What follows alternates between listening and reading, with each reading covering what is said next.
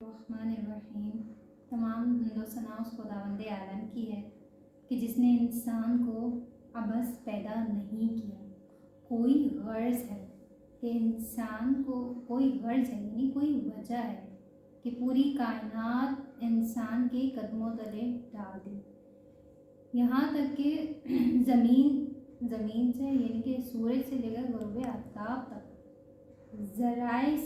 ذخیرہ سے لے کر ذرائع سمندروں کی تہ تک، پتے سے لے کر سر بہ فلک درختوں تک، یہ ساری تمام کائنات کی جو چیزیں ہیں انسان کی خدمت میں لگی ہوئی ہیں۔ کیوں؟ تاکہ انسان تاکہ انسان ان چیزوں کو غور کرے اور خدا کی معرفت حاصل کرے، اور اپنی زندگی کے ہر قدم پر یہ خیال رکھ کے اٹھائے کہ مجھے ایک دن مرنا ہے، یعنی کہ مجھے اللہ کے سامنے ایک دن پیش ہونا ہے، اپنے اعمال کا جواب دینا ہے۔ اسی لیے اللہ تعالیٰ نے ہر دور میں اپنے نبی، اپنے پیغمبر، اپنے رسول اپنی حجت تمام کرنے کے لیے ان سب کو انسانوں کی ہدایت کے لیے بھیجا۔ ان تمام میں سے اللہ تعالیٰ کے ایک رسول جو حضرت یونس علیہ السلام ہیں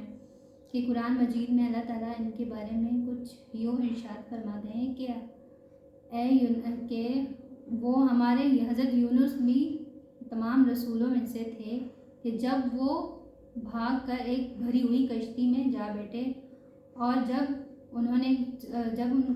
کا قرار ڈالا کہ کون خطابار ہے، جب وہ خطابار باہر نکلے تو انہوں نے دریا میں چھلانگ ڈال دی اور ایک بڑی مچھلی نے اسے نگل لیا۔ یعنی کہ اللہ تعالیٰ نے حضرت یونس علیہ السلام کو، جو نینوا نام کی بستی تھی، اس میں 30 برس میں حضرت یونس علیہ السلام کو پیغمبری عطا کر کے ان کی ہدایت کے لیے بھیجا۔ حضرت یونس علیہ السلام 33 برس تک ان لوگوں کے درمیان میں رہ کر ان کی ہدایت کرتے رہے، لیکن 33 برس کے اندر صرف 2 ہی لوگ حضرت یونس علیہ السلام پر ایمان لے آئے۔ ایک جو تھا ایک حکیم تھا، اور دوسرا جو تھا وہ لکڑیاں کاٹنے جاتا تھا۔ جب حضرت یونس علیہ السلام نے 33 برس میں دیکھا تو حضرت یونس علیہ السلام جب تھک گئے تو حضرت یونس علیہ السلام نے اللہ کی بارگاہ میں ان کی اپنی بستی والوں کے لیے ایک بد دعا کی کہ یا اللہ ان کو اپنے عذاب میں لے۔ لیکن اللہ تعالیٰ نے حکم دیا کہ ابھی اس معاملے میں صبر کرو۔ تو جب اللہ تعالیٰ نے حکم دیا کہ اس معاملے میں ابھی صبر کرو، تو حضرت یونس علیہ السلام کے جو 2 لوگ ایمان لے آئے تھے، ان میں سے جو ایک تھا وہ حضرت یونس علیہ السلام کو کہتے کہ اتنا برس ہو گیا، 33 برس ہو گیا، تو آپ پر کوئی بھی ہم دونوں کے علاوہ ایمان نہیں لے آیا، تو آپ ان کے حق میں دعا کریں تاکہ یہ اللہ کے عذاب ان کو لپٹ لے۔ یعنی حضرت یونس علیہ السلام نے بہت ہی جلدی کی اور ان کے لیے بد دعا کر دی۔ جب حضرت اللہ تعالیٰ کا حکم ہوا کہ 15 شوال کو جو ہے نا بدھ کے روز شام کو یہ عذاب نازل ہوا، حضرت یونس علیہ السلام اس وحی کا اعلان کر کے اور دوسرے اپنے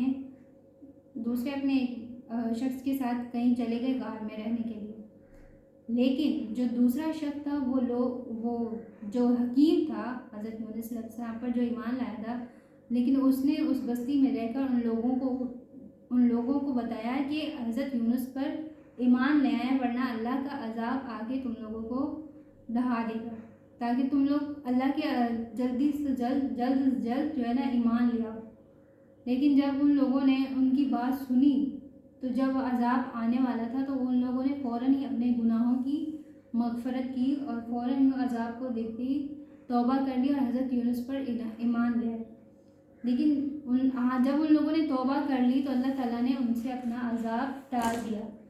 تمام انبیاء میں سے صرف یہی حضرت یونس علیہ السلام کی قوم تھی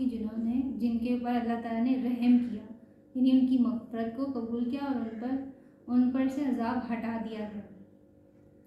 جب حضرت یونس علیہ السلام کو خیال آیا کہ 2 دن کے بعد وہ اپنی بستی کے پاس آئے دیکھنے کے لیے کہ اب تو وہ عذاب میں ڈوب چکے ہوں گے، لیکن جب حضرت یونس علیہ السلام آتے ہیں تو تمام لوگوں کو دیکھتے ہیں، چلتا پھرتا سب کچھ ٹھیک ہوتا ہے۔ تبھی وہ ان کے ذہن میں ایک خیال آتا ہے کہ اب میں اس قوم کے پاس نہیں جاؤں گا، کیونکہ ورنہ میں اب جاؤں گا تو میں جھوٹا पैगंबर कहलाया जाऊँगा।